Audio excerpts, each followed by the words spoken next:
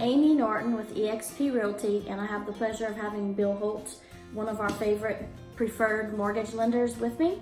And we're going to go over a few questions and answers. So Bill, here's a scenario. I've got a retired individual that would like to buy a house. They're not working. Their income is limited. And they basically are on a tight enough budget that a $1,500 or $1,700 house note is just not comfortable for them. What might be their options? So first thing jumps to mind if they're over the age of 62 is what's called a reverse mortgage.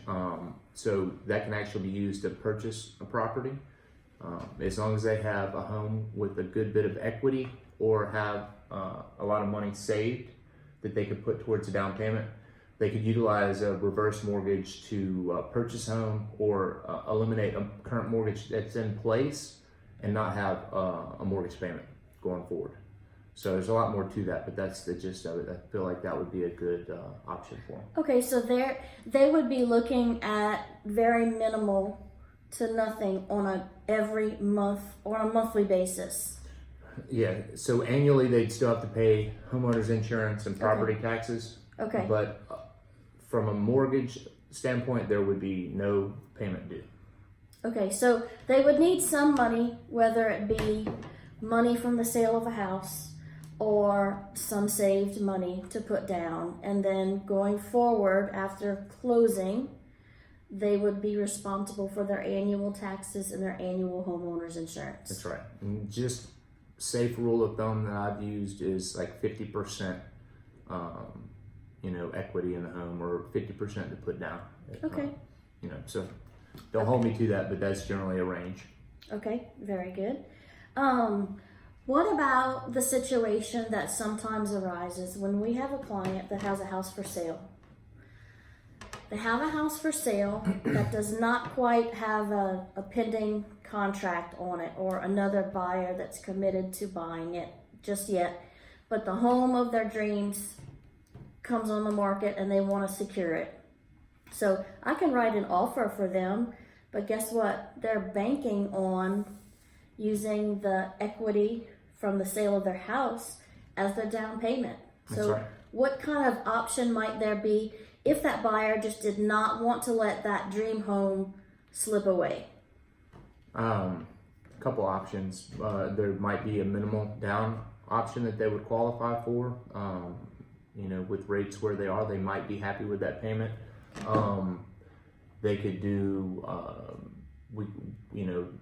the term bridge loan is used, or a home equity line of credit could be opened on their current residence if they had enough equity in the home. Okay. So if their home was halfway paid off, they could use most of the equity to go towards the down payment. And that would just be technically a bridge loan at that point. It's not a big deal. There are costs involved. Usually we refer those to a local bank. But there's a lot of different options there.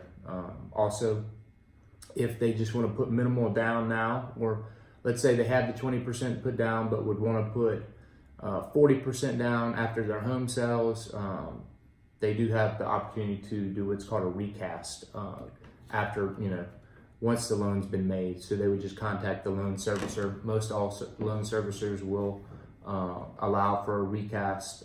There's minimal fee associated with that. It's going to be less expensive than refinancing. But the gist of it is they will take the new loan balance and put it back on the same loan term. So the actual payment would go down. Okay, very good.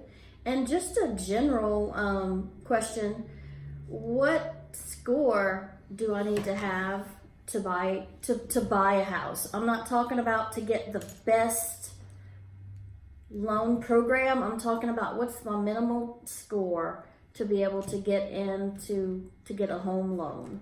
So with assurance, we can go down to as low as a 580 on an FHA loan.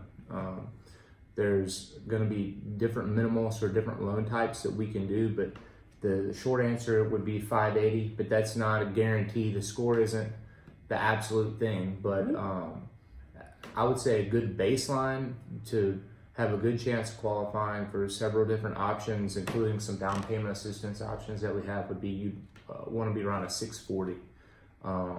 But yeah, 580, you want to be above the 680 to start looking at conventional as an option. But yeah, long answer, various different scores depending on what they're trying to do and other issues, or I shouldn't say issues, other speed bumps they may have to obtaining finance. Okay. Other things that are important in getting a loan besides your credit score. So you're going to want to know about residential history. Sure. One, have you paid your residential obligations, whether they be mortgage or rent? Okay. The main thing after the score generally is what we call the DTI, the debt to income ratio. So does it make sense from how much money is coming in to how much money is going out? Will they be able to make this mortgage payment? And nothing's set in stone, but let's just say 50% is a good rule. So 50% of the gross monthly income, if you can have the proposed mortgage payment plus your other monthly obligations, and that's 50% or below your gross income, you should qualify. Okay. All right. I think that's some really good general questions. Do you have any other important questions that you might think would benefit a buyer curious about various loan questions? Just something, not really a question, but I always like to talk about flood zones for different reasons, but it just happened recently. So if we have a client who's pre-approved for X amount,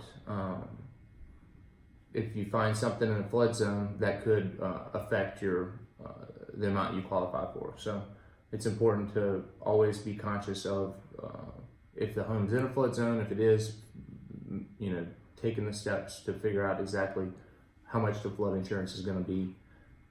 That way we don't get a week into the process and realize that it's not going to work out.